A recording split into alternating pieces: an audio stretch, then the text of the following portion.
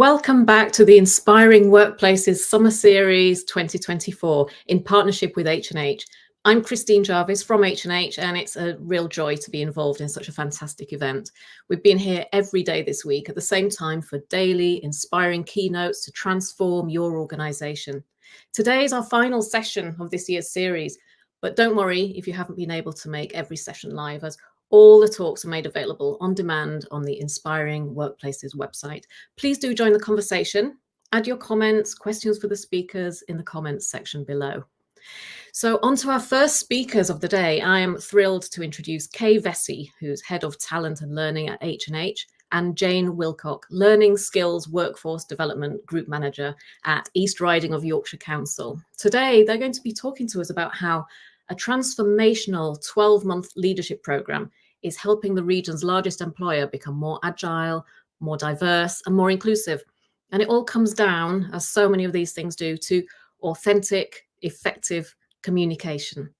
Welcome, Kay and Jayne. Thanks, Christine.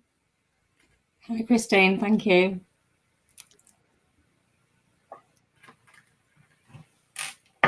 Hi, everyone. It's great to be here today, and I'm delighted to be joined by Jayne, and we're going to be talking to you and sharing everything that we have worked together on and collaborated on. And as Christine said, this is all about a piece of work that we did together. We co-collaborated and we co-created and we delivered this programme called Leadership in the Spotlight for East Riding Yorkshire Council. So to give you a little bit of context about Yorkshire Council, it's one of the largest local councils in the UK, and geographically it's part of Yorkshire. It covers a big chunk of the east coast of Northern England. It's just above the Humber Bridge, for those of you that know the Humber Bridge, and right up to the Yorkshire Wolds. And like its landscape, there's a lot of variety, and it's also one of the area's biggest employers. So to co-collaborate and work together with Jayne on delivering this programme has been a real pleasure and a real joy, because there's 10,000 employees across this local authority. So today we're delighted to share our story with you, and we're going to do that together. So my first question to Jayne really is, what were the challenges that you faced as a local authority that stimulated this programme? Thanks, Kay. Yeah, and as you say, Kay, it was a real collaborative, co-produced programme. And I think, we had an initial concept based on those challenges we were facing, which, together we were able to bring to life within the training. But I think as a local authority, and the scale of our local authority, as you say, 10,000 employees, we had a real strategic ambition to become more agile, more diverse, and more inclusive as an organisation. And we wanted to recognise that people were achieving well, I guess, within their own service areas. But as a local authority, you can imagine we've got multiple service areas covering an immense amount of services that we deliver as a local authority. And so whilst that communication within teams was pretty good already, that communication across teams and across directorates, we felt we needed to work a little bit more on. So we wanted to work with our senior leaders to really sort of supercharge that communication right the way across the organisation, so that we had that one single voice in relation to what our aims and ambitions were. But I guess the challenge for us, having had that vision, was how we did that in a world where, it was a bit of a change in culture for us. Everybody was busy. Everybody was facing their own challenges. As a local authority, we had all of the wicked problems and the day-to-day problems that we have, dealing with multiple pressures. And so it was a case of, how do we inspire and motivate our leaders to become better connected, and, to really set that example of top-class communication in a way that was effective and we could fit into the timescale that we had and people's schedules. So what did you do to create that environment, Jayne? How did you respond to that need as a local authority with, a big area with lots of employees and actually a lot of leaders across the organisation? Yeah, I think what we recognised was that whatever we did needed to start right from the very top. And we were really lucky that our chief executive, our executive directors, wanted to be part of and join in this program. And arguably, their communication across the strands that they were responsible for set the scene really for everybody else working more collaboratively together. And as we say, supercharging that communication across directorates. So the group that we started with consisted of our chief exec, our exec directors, our heads of services, and our group managers who were managing sort of the different functions across the council. As you said at the beginning, it was a 12-month programme, but it was really based around experiential learning. And it really was designed to give those leaders, it was almost a chance to be prompted to learn yourself, if that makes sense, to come up with your own solutions, but in a really safe space where you could share that with other people and interact across teams. And I think what Leadership in the Spotlight did really well to create that environment was it focused leaders on themselves first. So it asked leaders to consider their own motivators, their own behaviours, their own capabilities, and their own focus, and then sort of challenged them to reach out and to share that with others. And I think essentially, we started to think about actually, rather than thinking about communicating in the sense of how we like to communicate, we need to start thinking about communicating by understanding how those that we communicate to like to be communicated with. And sometimes that might mean changing our own personal styles. And it was creating that environment where it was a really safe space to do that. So that sounds like a big undertaking, Jayne, really, that you wanted to actually achieve. So what was your starting point to actually developing the programme? Where did you begin? Yeah, where did we begin? I think with a bit of head scratching, probably to start with. But then sort of thinking about what it was that we wanted to achieve. And, coming from an education background, I'm a big believer in starting at the end and then working back. So we started with the vision of what success would look like if we did this well, and the things that we wanted to change as part of that culture shift and as part of that improved communication. So as you can see on the screen, we spoke about moving from adult-child relationships to adult-to-adult relationships. And we spoke about leaders making that shift from communication that was aimed at helping others to succeed in a way that they wanted help, as opposed to let me direct you how to do something. That focus would change from let me direct you to actually what do you want from me to help you succeed. And part of that was changing our trust culture. So, moving away from a trust when, I'll trust you when I've seen that you can do X, Y, or Z, to, do you know what, actually, I'll trust you until you prove otherwise in that regard. So I think some of that, embracing as well that diversity of the way that different people would tackle different problems and do different things, and removing some of those boundaries around not giving direction on the how, but giving direction on the what. So this is what I needed to achieve. How you get there, you can bring your own personality, your own diversity, and your own style to that to a certain extent.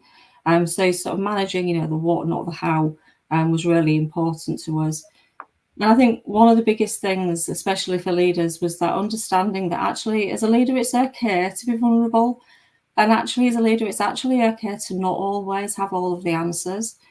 And the important thing is that we don't always have the answers, but we absolutely should always know the questions we have to ask to get the answers and to get the best out of the people that we're leading.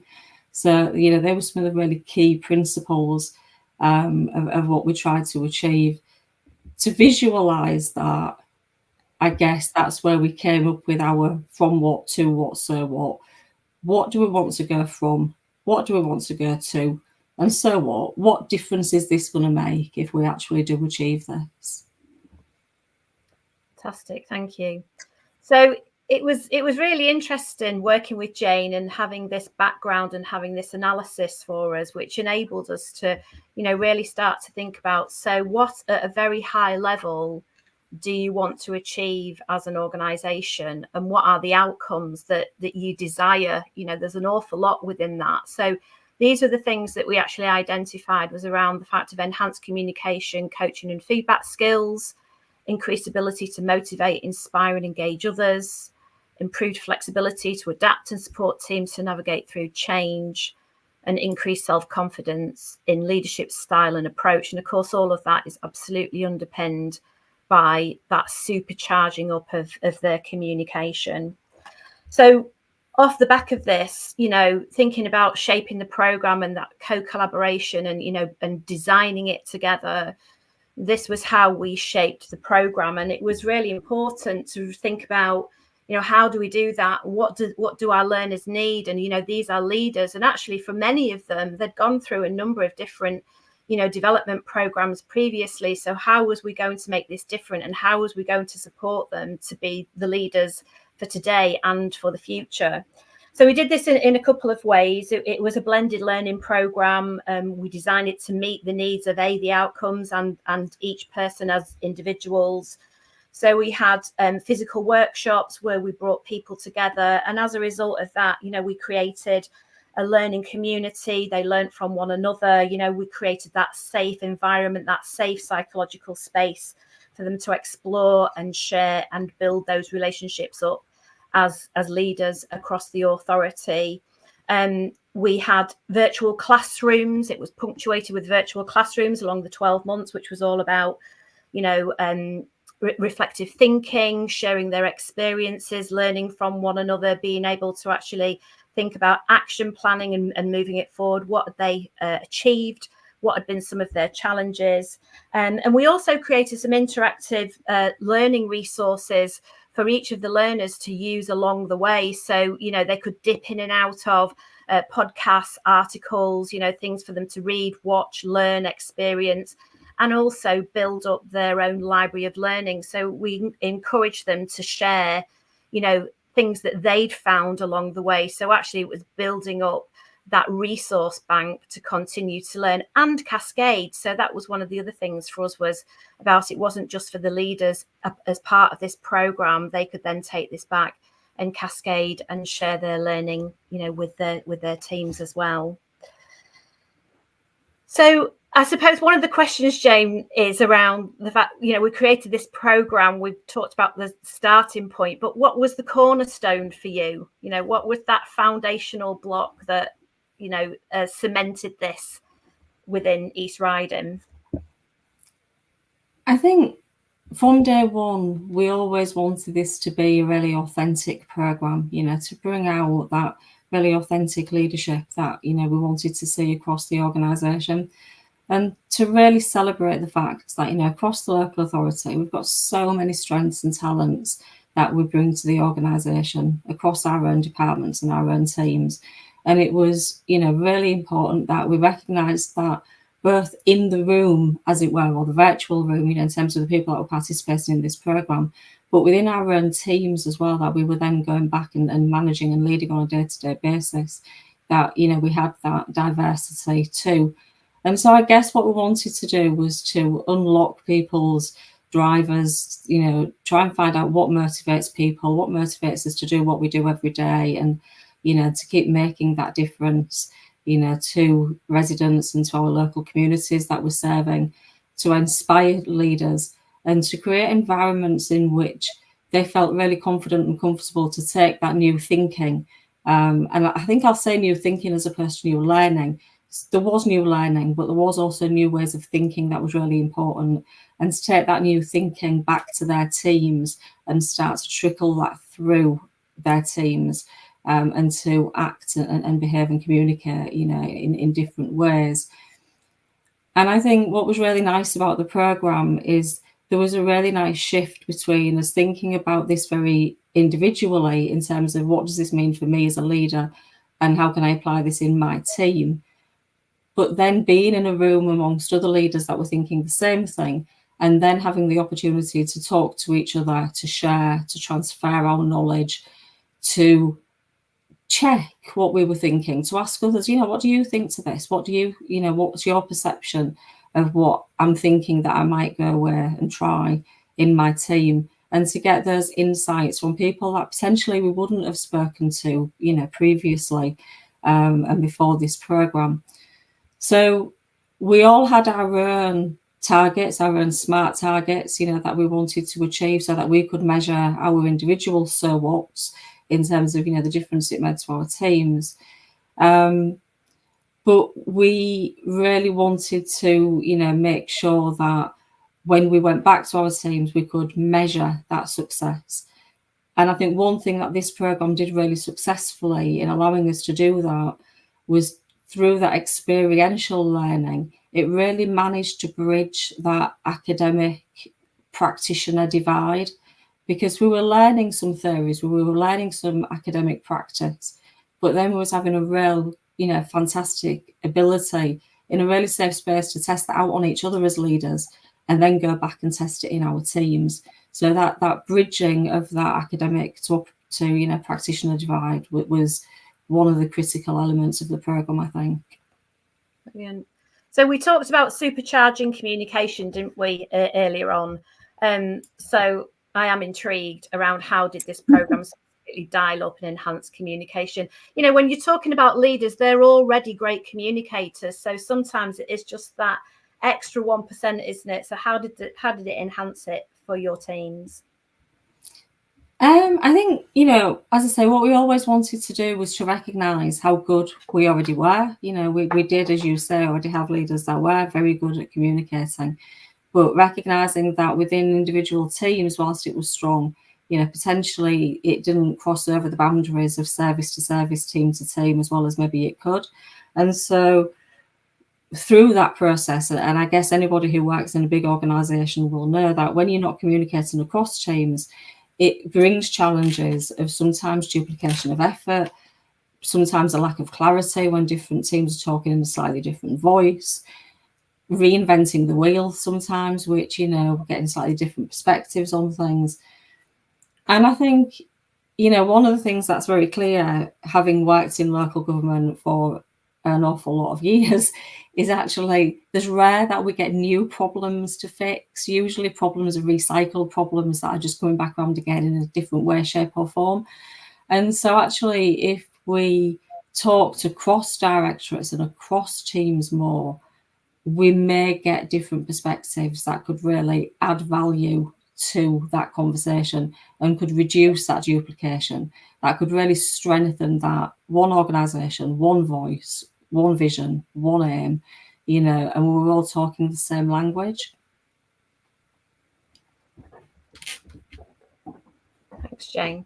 So you did say to me earlier on, didn't you, about technology and about the fact that, you know, moving from being in a fixed office, being in a fixed building, and actually the impact of having technology, Microsoft Teams, Zoom, all of that technological, you know, advancement that happened quite quickly made such a difference to you as an organisation.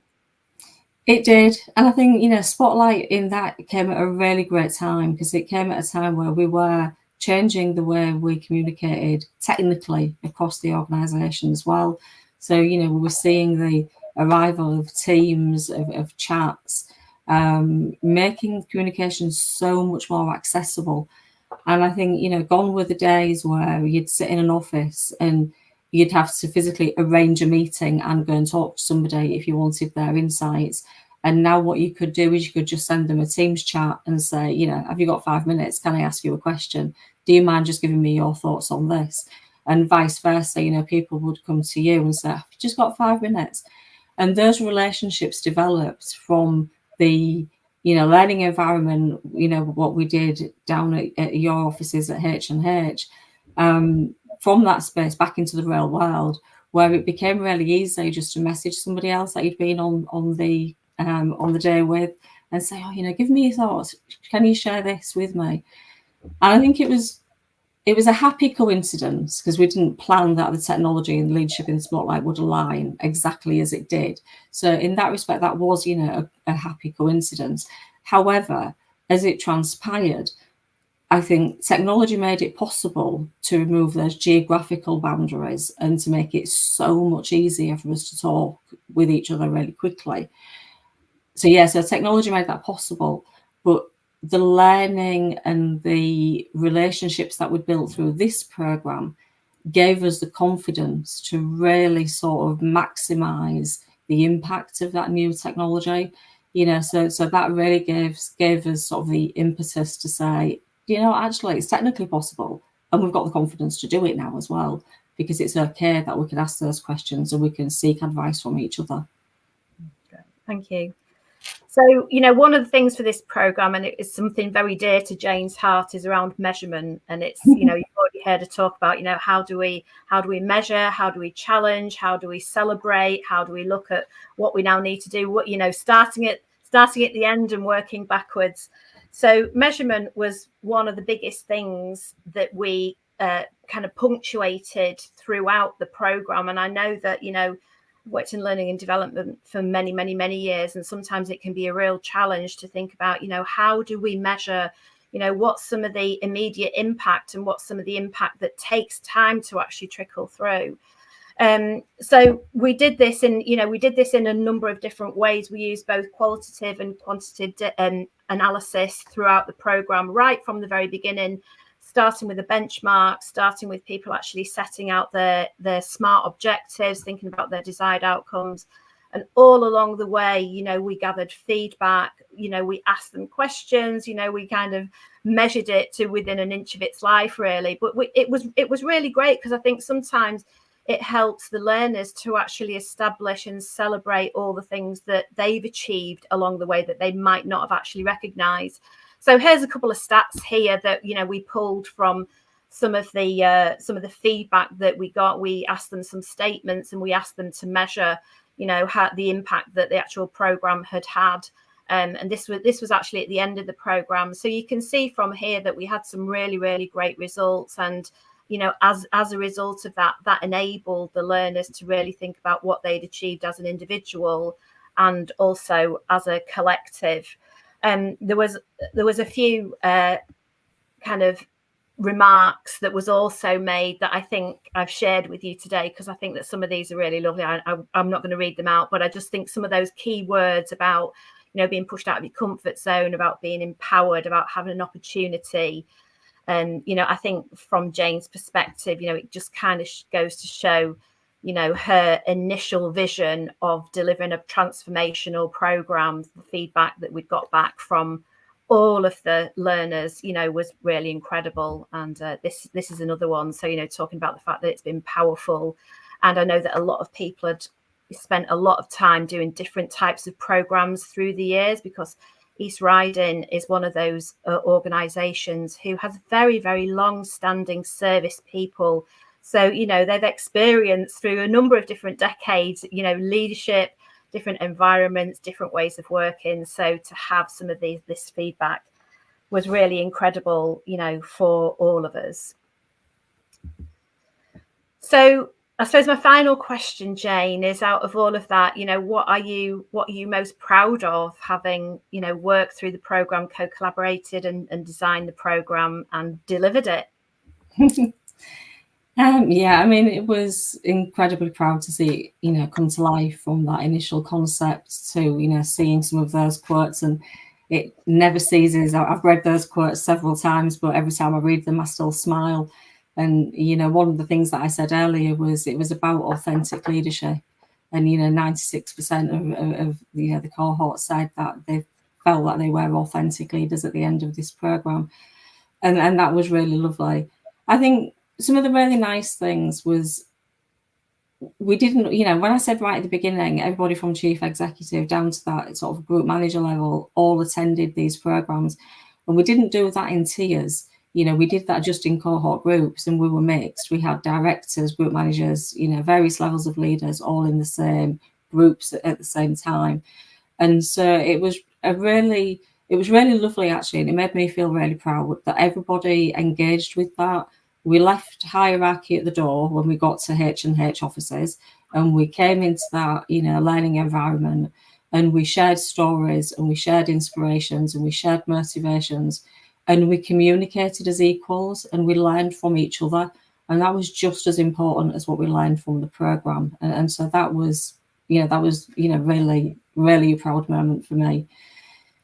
I think we've gone on from this, leadership in the spotlight was for those senior leaders. We've used that really in a way that we've embedded it across other leadership learning opportunities that we do. So we, there's things that we had as our from what to what so what didn't just sit in leadership in the spotlight. They are also the cornerstones of every leadership piece of training we do. So we're working to that same ethos of those same messages throughout everything, and it's embedded through. And I think that's really nice. And because of that, people are still talking about it, and that's really makes me proud, that people still talk about what they learned, what they did, what they shared, new networks that they've gained through leadership in the spotlight. And talking about how leadership in the spotlight has helped them to achieve things in their teams that they might not have otherwise done. And so, again, that's just great. And then I'm really excited to say that we're kicking off a new cohort in October to recognise our new leaders and new managers that have come into the organisation since we last delivered. And of course, you just put the slide up there. We were absolutely delighted to get an award of merit at the Learning Excellence Awards, which was phenomenal.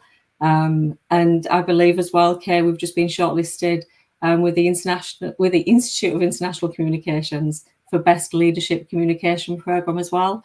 So yeah, we have. Very excited about that too. So yeah, it continues to make me really proud, and I think it'll be a programme that as an organisation we'll remember for a long time. Fantastic. So you was in a very unique position of commissioning the programme, being a delegate. Is there any key takeaways that you want to share with everyone that's kind of tuned in around your experience and those two different angles? Yeah, sure. I mean, I guess at first I couldn't decide whether I was being brave or daft putting myself in that position, because it was quite scary. It was quite scary to be a delegate on a programme that you developed and co-created. But it was a privilege at the same time. And I guess, coming into the post that I did, doing nothing wasn't an option in the role I had. The organisation, wanted a leadership programme such as this. We needed to make that transition to more agile ways of working. So I did have to jump in with both feet and do it. And it was almost that, embrace the fear and just do it anyway. For me, I think as a delegate on the programme, part of it for me was just that. It was quite a scary position to put myself in as a leader. But actually, I had to use sort of my motivators and sort of my sort of intrinsic motivation, I guess, to think to myself, do you know what, succeed or fail, I'll learn from this. And I can use that in my leadership development as I go through. So I think as the programme then built momentum, it inspired me to be brave. It inspired me to have some of those difficult conversations. Seeing the programme come to life and seeing how people engaged in it, I think that was really useful for me, because I felt as if I grew in that ability to trust my own instincts, to trust my own judgments. And then even, since then, that, as I say, that networking that's continued to happen, where we can ask other people questions, other people come to us, and talk to us, and we share across teams much more successfully, much more collaboratively now than what we ever did. And I think, the biggest takeaway for me was just reminding myself that as leaders, I don't need all the answers. I just need to know the questions. And I've got really great teams around me that I can trust. And as a team, we can achieve, amazing things. Brilliant. Well, I'm going to leave it there, because I think that's the final underline. So thank you, Jayne, so much for sharing the story. And it's been an absolute privilege and an honour to work with you all. So thanks very much. And back to Christine. Thanks, Kay. Thank you very much, Kay and Jayne. What an eye-opener that was. It sounds like this was a really radical change of approach to get senior leaders to have to open up and study their motivations. And it's great to hear that it's something you're rolling out to other leadership training as well, of the leadership development. So thanks very much, both of you. Absolutely fascinating. Thanks a lot. Thank you. Bye-bye. So on to our next and final speaker of the day and the finale of our summer series. I'm very excited to introduce Anwen Bottois, the leadership success coach and founder at Purple Sky Consulting. Anwen is a chartered fellow of the CIPD and a level 7 executive and senior leader ILM qualified coach and mentor. Her mission is to inspire leaders to love leading by becoming more confident, more effective, and more inspirational. Because if they love what they do, they can build teams that are healthier, happier, more motivated, and higher performing. In terms of an inspiring workplace, who could ask for more than that? So in a moment, Anwen will be sharing with us the realities for leaders when they transition into bigger roles and the priority steps that organizations need to build into onboarding and promotion in order to accelerate these leaders to success. So welcome, Anwen. Hi, what an intro. That was lovely. Thank you so much. That was really great. Yeah, I'm really, really delighted to be here and part of this series and hopefully closing it off with a really great session for everybody who's with us today. So I will get started when you're ready. Here we go. Fantastic. Thanks, Christine. So as Christine's mentioned, I'm Anwen. I'm going to just explain a little bit about myself that won't repeat, hopefully, too much what Christine shared. What I'm going to be talking to you about today is accelerating your leaders to success. And this is based around my 3 E's for enabling that to happen quickly.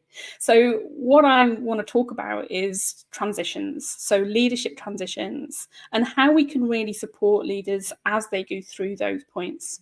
And that's come from my own perspective of learning my own experience around transitioning between different leadership roles. So I'm excited to be sharing that with you today.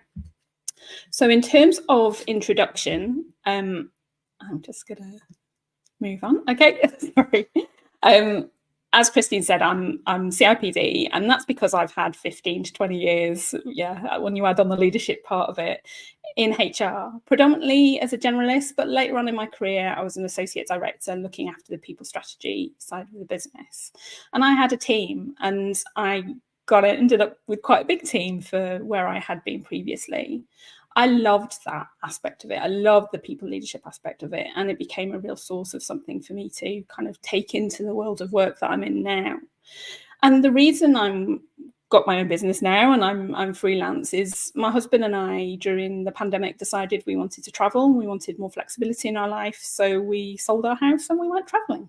And we had 11 months living out a suitcase and visiting the world between 22 and 23.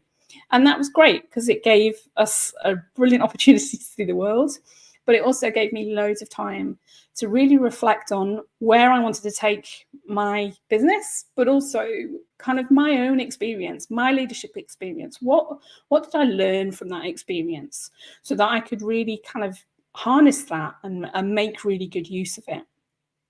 And what I discovered from that reflection point was, as I was coaching still people while we were traveling and I was engaging with different leaders, I was seeing really interesting themes come up about that transition people make between different roles. And I knew that was an area that I wanted to focus on because I'd found it challenging. And that was as somebody who had spent 15 years before that time helping, supporting, coaching, mentoring leaders as they took on leadership roles. But I then had to learn to do that myself. So that is a little bit about where I got to with those reflections. It was getting to a point where I went, that transition was challenging. And as a result, I've identified some key foundations that I'm going to share with you today. And those are the foundations of my development program. I'm not going to go through the development program, so don't worry, it's not a pitch on that today. What I'm going to be sharing with you is the input into that, the foundations for it, and how you can take action on it, because it is something you can take action on for yourself. And at the end, I'll share how you can get hold of a DIY guide with some templates and some other support for you to do that for yourself as well. So let's look at this through the lens of a journey, a leadership career journey. We start on our own. learning our trade, developing our expertise, and we are pretty much on our own. This was me initially as a HR assistant leaving university, learning the ropes, understanding kind of the world of work and understanding the world of HR a little bit and what that meant in different environments and different sectors. And as I just developed, my career grew and I moved into a business partnering role. So I ended up getting the keys to the car because I was taking on a lot more responsibility. I was now partnering for big cohorts of colleagues and working with multiple leadership teams. I had a lot more responsibility now. And as I transitioned into a different business partnering role, I then ended up with a team. I hadn't intended on having a team. I hadn't intended on that being part of my path at that point, but it was the same role. So I was still driving that car, but I now had people on board in that car. I was taking on extra responsibility. There was no additional input or support for my leadership capability or effectiveness as I moved into that. Now, obviously, as an HR person, I knew quite a lot about good people management and leadership development and all those types of things. But yeah, it's not the same as doing it for yourself. And goodness me, did I know that when I took on the bus. So I actively wanted to step up and take on a departmental role. And that meant I now had a team of 20 with 4 direct reports. I very much was driving a bus that I had never driven before and was not prepared for and didn't really realize that that's what I was actually going to end up doing. It was such a shift. So yes, I'd had plenty of experience driving that car, but driving the bus was very different. Now, what sometimes people will do, they will go from that departmental role up into an organisational leadership role. And I've chosen the articulated truck here, but hey, choose an aeroplane, the big boat, whatever you want to do in terms of your mode of transport. But recognising that when somebody moves from a departmental leadership role to leading the organisation itself, that is incredibly different. Yes, there's a leadership aspect to it. Yes, you are in that leadership space like you are with the bus. But again, you are on a different scale. It is a different situation altogether.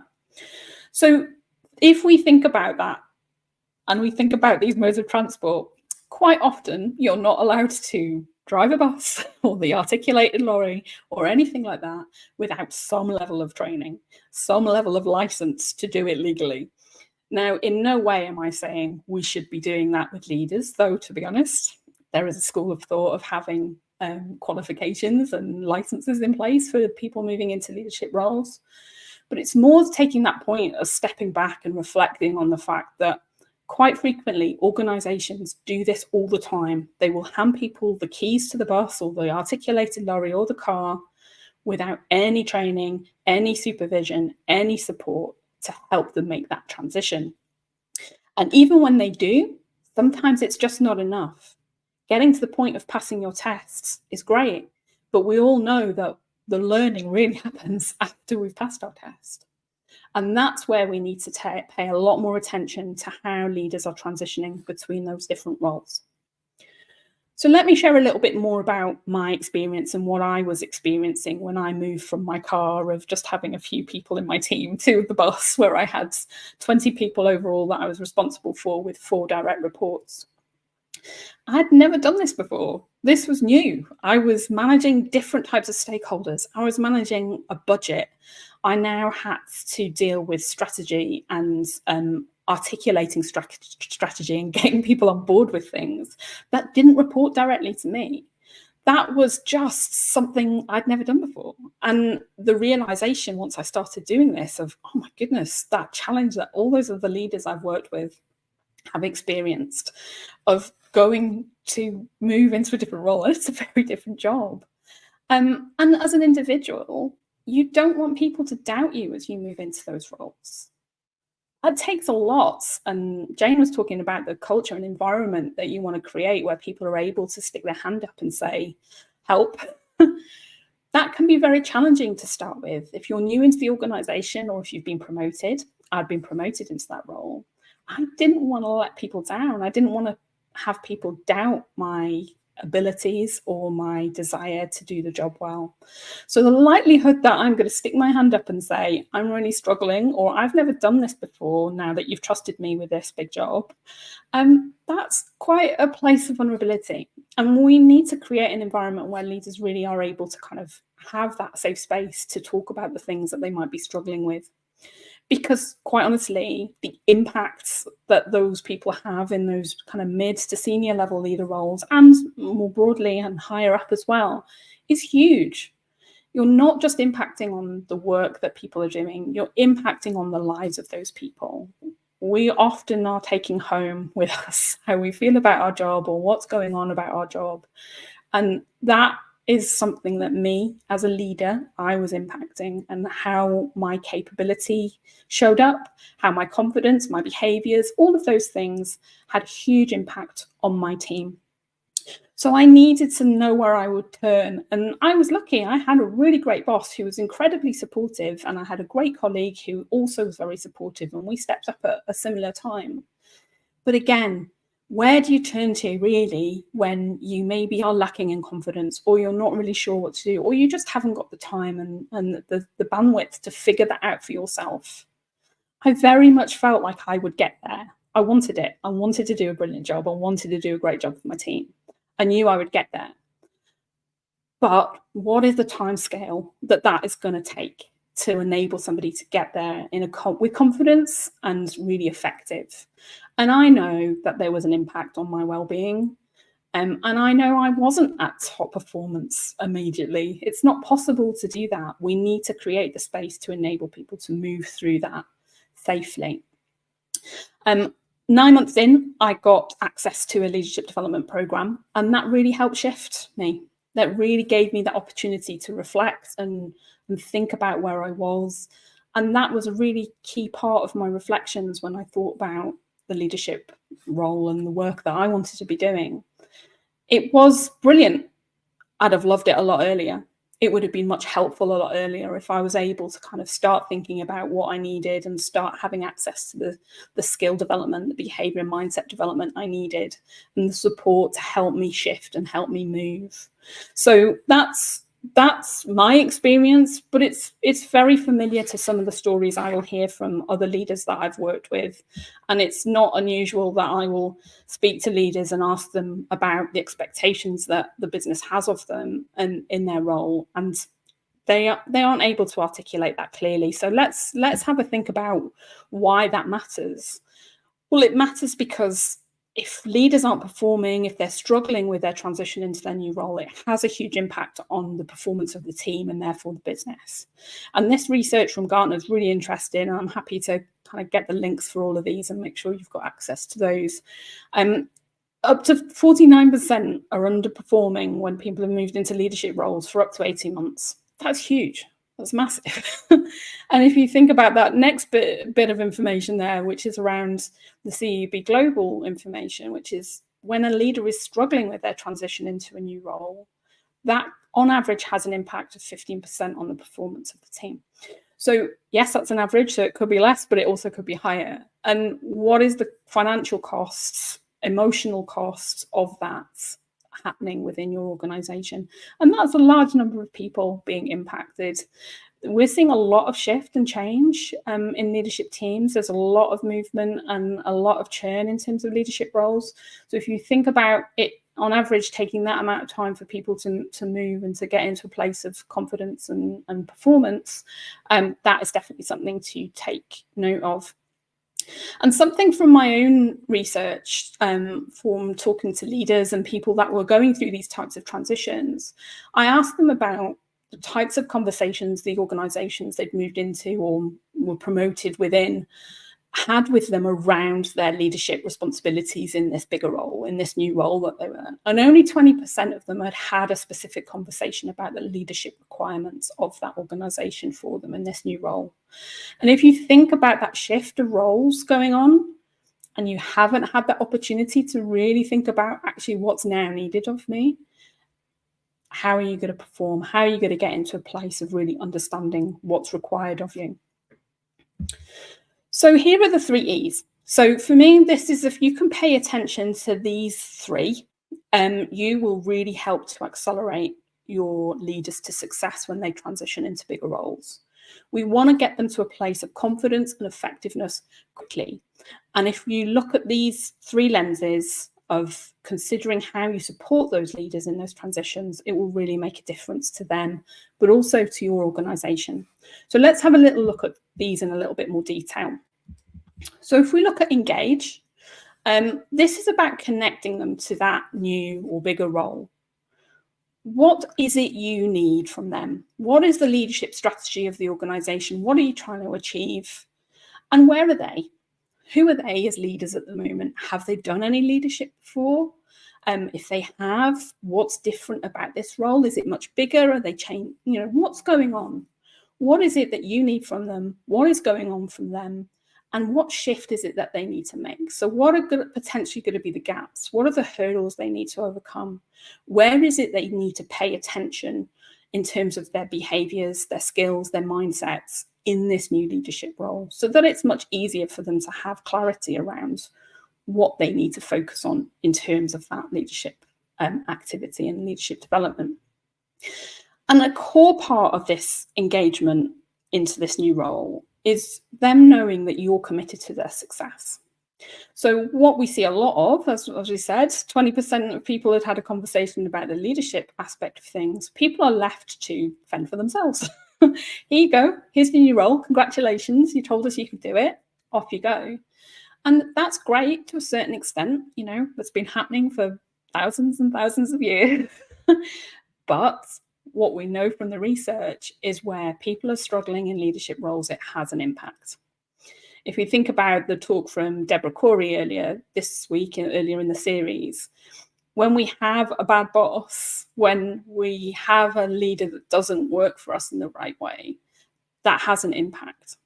But that is also true for the leaders, because those leaders are employees too. They are colleagues within the business. And what we need to do is set them up for success. So we need to help them to know that we understand the shift they need to make, and we're going to support them in that shift. And that's where we move into enable. So what we need to do is give them access to the skills development, the behavior development, whether it's training, whether it's mentoring, whether it's coaching, whatever that might look like, to help them make the shift that has been identified so that they really can get to grips with this new role quickly. That is a really important part of that. And that skill development, feeling like you're more effective, feeling like you're doing the things you should be, that's so important to building your confidence as a leader.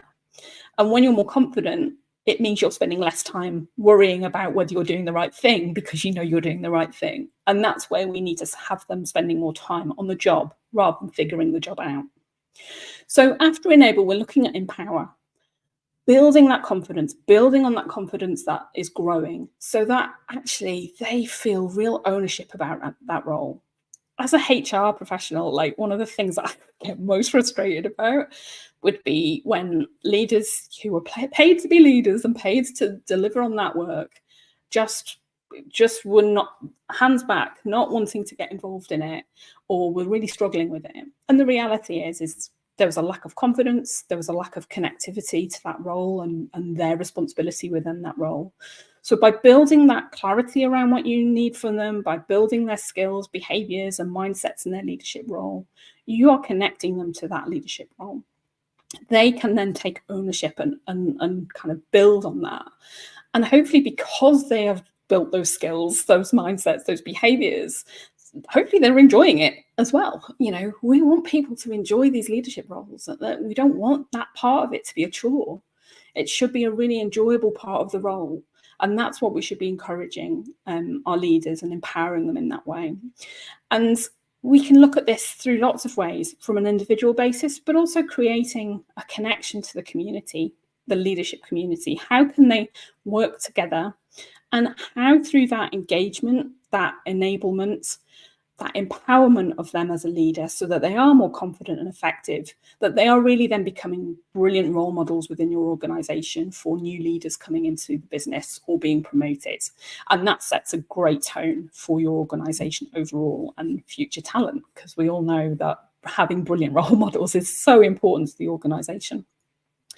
So what I want to do next for you is talk you through how you can kind of take action on some of this stuff yourselves, how as an organisation you can kind of implement those 3 E's to really help leaders as they make those transitions. Because leaving it until they are 9 months in, although helpful at that point, actually starting at the beginning will help accelerate the success and help them get to a point of confidence and effectiveness more quickly.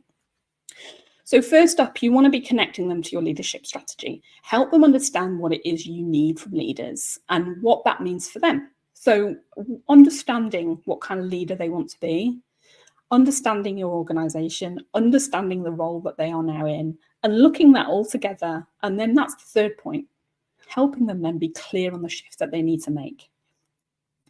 Getting some clarity around, this is where I was, sorry, that's very good English. So this is where I need to be. This is where I'm going, so that we can understand that actually there is movement to be made and understanding what that looks like. And from understanding that shift, you can then pay attention to, so what's the development and support they need to help them make that shift, to close that gap, to really enable them to make the shift in terms of confidence and effectiveness. And once you've identified those, I would say get clear on the priorities. There might be a long list. It depends how big a shift this is for this individual. But what we're prioritizing here is building confidence and building effectiveness. So look at what is going to make the biggest impact first. Help them in those places so that they can start building on that confidence by focusing on areas that really will help them shift quickly. Give them access to what they need to do that gap closing. So as I mentioned before, it might be that you have brilliant resources internally that can fill that gap and help them build those skills, behaviours and mindsets. It might be you need to work with an external provider. Coaching, mentoring, books, YouTube, LinkedIn, resources, whatever that looks like, to help them make that shift, start making that shift, and that they feel supported as they start practicing that. Because the leadership development doesn't happen in the training room. Yes, you are sharing knowledge, you're getting them to practice expertise and ideas, absolutely. But the reality of the leadership development happens outside of the training room. So they need to understand where they're going to get that support once they start practicing. And keep it alive. Keep looking at the plan that you've put together, the priorities that you've worked with on them. And that's, keep reviewing that. You know, what's going well? Where are they making progress? What do we need to build on? And reflect on that impact. So where have they gone from? Where are they up to now? How have they closed that gap? How have they made that shift? What have they learned about themselves during that time? And how do you keep building on that?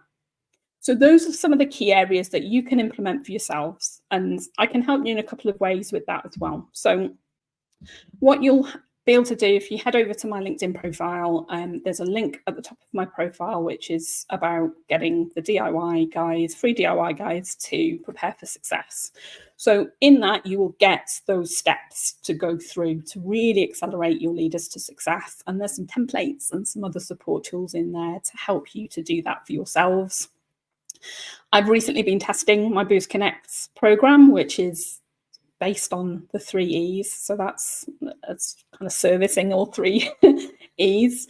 And this is relaunching in September. So if you don't want to do this for yourselves and you want somebody who can expertly support your leaders through leadership transitions, then please feel free to get in touch. It's a combination of one-to-one learning in terms of on-demand courses that are bite-sized for leadership topics.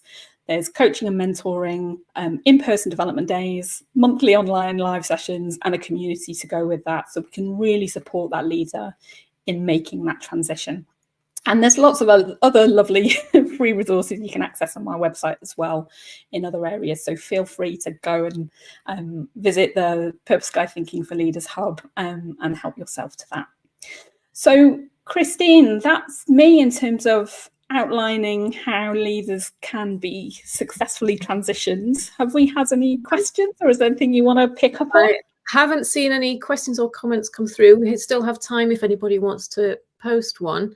I just wanted to say, wow, there's so much in there, absolutely fascinating, and it's just so clear that this is a real passion for you, isn't it? It's something that really means something to you. I particularly love the 3 E's: engage, enable, empower. So logical, so sensible and human. It makes me wonder, why is this not the norm? Yeah, I'm glad that you reflect on it in that way. Sometimes I'm looking at it going, is this just too much like common sense? And it is, but it's not the Yes. norm, is it? So what's missing? And What do you think is the blocker there? do you know what? It's really interesting, isn't it? Because all that reflection that I did in terms of kind of getting to the point of creating the program was looking back like, oh my goodness, I did this to people for years of just going, yeah, well done, you got promoted, congratulations. And although we would do an element of supporting them and getting them through that, there's a reality check around the vulnerability of somebody moving into a much bigger job when they've not done it before. And that, I think, was such a big reality check of we've gone through an interview process, we've told somebody we can do the job, so we should just be able to do the job, shouldn't we? And that's fine if it's somebody who's got 10, 15 years of operating at that level. But when we're promoting people or when we're seeing something in somebody and we want to help them move on in their career, the reality is if they've not done that job before, it's a very different job. Yeah, the statistics you shared also, some of those were a little bit frightening. The idea of an accidental manager who's then left to continue in that accidental role. The 49% of people are underperforming for up to 18 months. It seems that the confidence that you then talk about instilling in managers and leaders starts right at the beginning. And it seems it takes courage to say, hey, as you say, you've been entrusted with this new role, to then say, hey, I need support. Absolutely. What advice would you offer to a new manager or maybe a newly promoted leader who isn't getting that support and doesn't know how to ask for it? That's a great question. And I think if I reflect on my own experience, I looked for my own sources of input. So there were great books that I looked at and engaged with that really helped me to kind of connect with leading and a different type of leading I needed to do. This wasn't task now. This was about culture. This was about environment. This was about communication. It was very different. So for me, books, YouTube, all those types of places are your friends to go and get inspired. You have to, for me, there's no blueprint to this. And that's why when I put the on-demand training together, it's all bite-sized. It's little bits of something, because as an individual, you have to find your way with it. You have to be you when you lead. So we need to kind of give people inspiration, and then we need to give them support to practice it and find their way of doing it. Yeah, very, very interesting. So that makes me also ask, in your own experience, what was the biggest shift for you when you moved into a completely new role? So other than the fact it was all quite terrifying, and it was like, oh my goodness, there's a lot of eyes looking at me in this meeting now. I'm kind of doing my intro hello to people. So that was quite terrifying. I was quite lucky in a way. When I got promoted, I wasn't promoted to lead teams that I was part of previously. And I wasn't necessarily a subject matter expert in those areas either. So what was interesting for me is recognizing the need to stay out of those spaces and to really focus on the leadership aspect. So I think the biggest learning point for me was recognizing that my role was different now. This wasn't about the task. It was about enabling the team to do the task really well and to deliver on what we needed to deliver. So I think the mindset piece was absolutely the biggest learning point. Yeah. Fantastic. It comes down to that mindset, doesn't it? And being brave and being human. Thank you so much. Absolutely fascinating talk. Thanks very much, Anwen. Loved it. Thank you so much for inviting me. Fabulous. Well, thank you for joining us today for the final day of the Summer Series 2024. You can join the Inspiring Workplaces Inspire Hub Forum. You'll find the link to join on the Inspiring Workplaces website, and keep these important conversations going. Let's keep talking and sharing and making workplaces the best they possibly can be. We've been thrilled to have you with us this summer and hope to catch you again next time. Don't forget to check out the Inspiring Workplaces website for more events coming up. But for now, it's farewell from me. Bye-bye.